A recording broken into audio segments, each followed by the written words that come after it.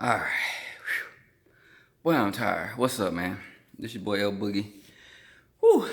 AKA Moto Wilson. Man, I just probably put in about a good 2 hours on this bike, constant. I've been out practicing wheelies, um, and I've done some trail riding. Um, so just to get a feel for this bike, like I said, I'm not like a dirt bike mechanic. I never really owned one of these bikes. The only other one that I had was like the, I guess the brother or the sister bike, the Baja 250. Um, so after, that thing wore me out. It's a heavy bike, man. Um, After about 2 good hours of riding, practicing wheelies, trying to snatch it up in the air, um, doing some good trail riding, my high speed trail up riding, not none of that putting through the woods like second, third gear, flying through the woods. And I've been doing that for about 2 hours now. Now, along with all the adjustments that I made on it, I mean, every single thing that I've done has made some type of improvement to the bike.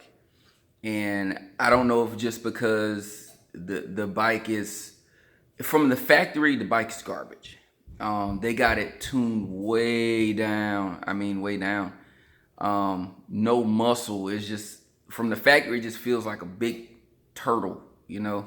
Big, just sluggish. Wow, just big turtle. But ever since I put the new carb on it, done the adjustments to the fuel mixture. I mean, raising the needle up. Every little thing, even my throttle response, I mess with my throttle cable. My throttle cable response. Every little thing I've done to this bike, every time I take it out, I noticed a change. So really I'm saying, why am I saying all this? Okay, so really I'm saying is, if you can afford, which I know you can go on Facebook Market, you can get your YZ 125 two strokes, some of your four strokes. You can get them for $1,600, $1,200. Yeah, but then you're buying somebody else's problem. Anybody that's selling something is going to tell you that, yeah, it runs great. Oh, runs fine. Just needs a front tire. That's it.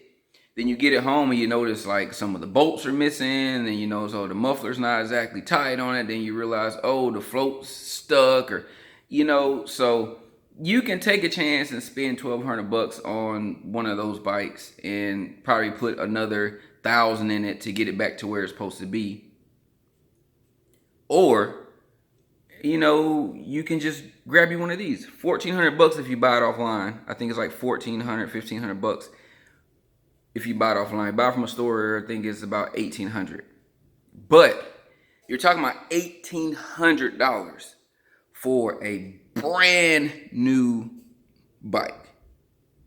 Nobody's rode it. Nobody's ran it up and down the track. There's no wear on it. You're talking about a brand new vehicle that only you have tinkered with.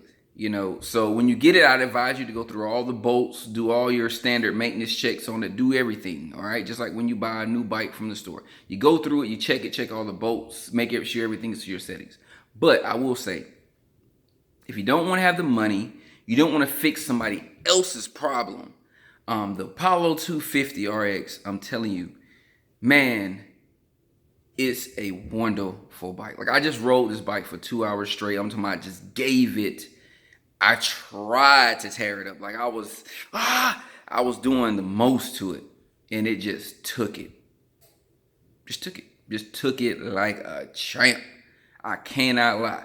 250 is a beast. This Apollo is a monster, bro. Took it. So if you're not seeking to be going 70, 80 miles an hour, flying, which I don't know too many motocross tracks that you can actually do 70 or 80 on anyway. I don't know none that you could do 80 miles an hour on. So, I mean, long you're running 65, 70, you should be good. You should be good on most tracks.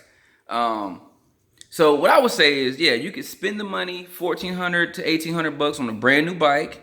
Spend another 32 bucks. 32 bucks, that's all I'm saying.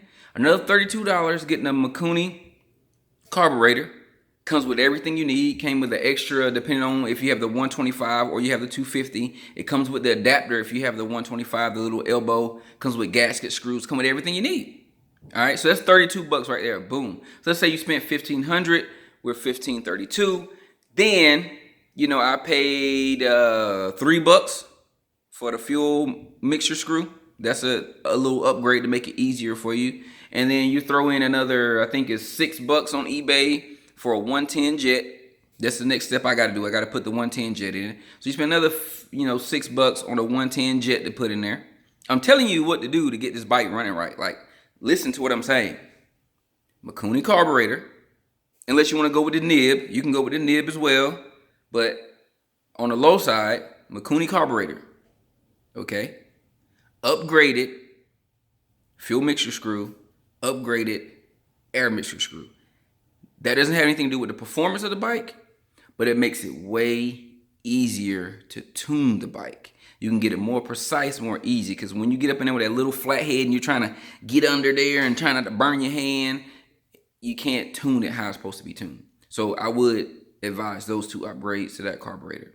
Okay, so Mikuni carburetor, upgrade air mixture screw, upgrade fuel mixture screw, 110 main jet. Okay, 110 main jet.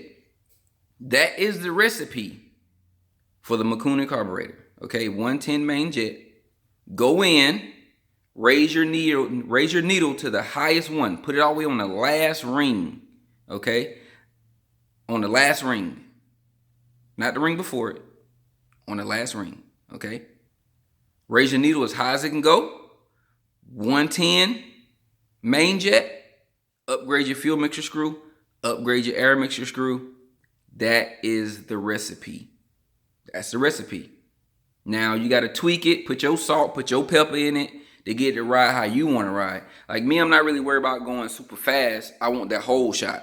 If I can get the whole shot, I got the torque to get through the corners. I got the torque to pull up the hills. As long as I got that, and I can get full enough ahead of them before they hit that straightaway, still don't got a chance. But it's a close last, though. It's a close last. So that's what you do, man. But all I got to say, man, the only complaints I really got about this bike right now is that it's heavy. Like, honestly, I have no complaints about this bike other than this bike is freaking heavy. That's it, man.